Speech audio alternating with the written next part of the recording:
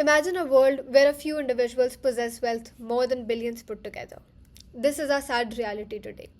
Income inequality has never been more extreme and is generating profound economic and social impacts that are destabilizing the world. Income inequality describes unequal sharing of wealth and income between individuals or groups. For instance, the World Inequality Report suggests that the wealthiest 1% own 43% of the global wealth, while the bottom 50% owns very close to 2%. This immense disparity has been growing and is at a very bad position right now. This can be driven by a lot of major factors. A few of them could be: first, globalization. So although we do understand that globalization in general increases the overall wealth, but it is majorly benefiting a few corporations or a few investors, whereas a lot of workers are being left behind. Second could be technological progress. Again, AI, automation are rendering a lot of low skilled jobs obsolete, cutting down on human labor demands. Next could be tax policies.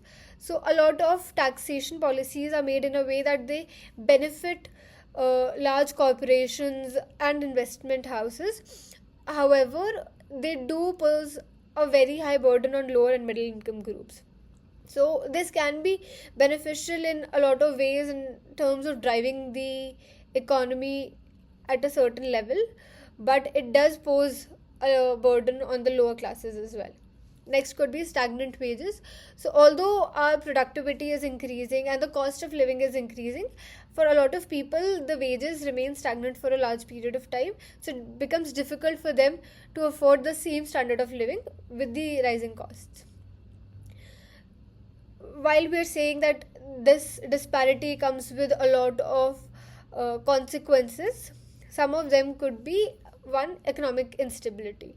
So, with the concentration of wealth in the hands of a few, the consumer spending in general declines. So, it decelerates the economic growth. Second could be social unrest. So, all this disparity comes with a lot of frustration. This can lead to a lot of protests, strikes, political unrest, and union mobilization. Next could be lower social mobility. So, as the wealthy becomes wealthier, the poor people are finding it even difficult to move up the economic ladder. So, there are a lot of people who are below the poverty level and they're striving really hard to come out of it, whereas there are some people who are becoming wealthier by the day.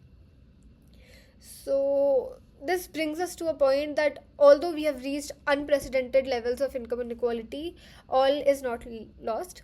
History has a very beautiful lesson to teach us. For example, during the Great Depression as well, US launched the New Deal, which aimed at generating new jobs, stabilizing the financial markets, and broadening social safety nets. Again, in another instance of World War II, most European nations established strong welfare programs and progressive taxation, which greatly decreased inequality and made their economies more resilient. So, drawing inspiration from these instances, we can say there are a number of solutions that can be used to decrease income inequality. First is progressive taxation. So, a lot of countries, including India, are actually following progressive taxation. This could be to increase the tax percentage on super rich and big corporations, and this also has to come with a very strong system in check that closes the tax loopholes and ends the offshoring of companies to tax havens wherein they can save tax. So this needs a lot of international cooperation and policy change. Of course, this is not a short-term initiative that we're talking about, and the timeline can stretch to around 1 to 3 years. Second could be living wage and stronger labor rights.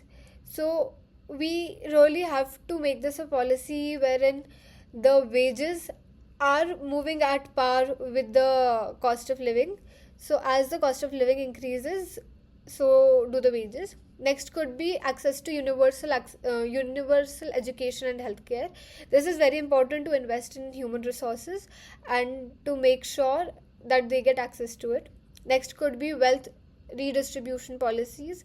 Again, universal basic income could be one of them, although it does come with its own set of pros and cons, we could work around a few policies wherein the wealthiest get to share a chunk of their wealth to the poorest of the nation, so as to bring the entire population, if not at par, but within a permissible range. In conclusion, we can say that addressing income inequality is not merely a matter of economic security, it's a matter of justice and fairness. Through smarter tax policies, investing in people, and shared prosperity, we can create a future where everyone has an equal chance to succeed. And the time for action is now. Thank you so much, everyone.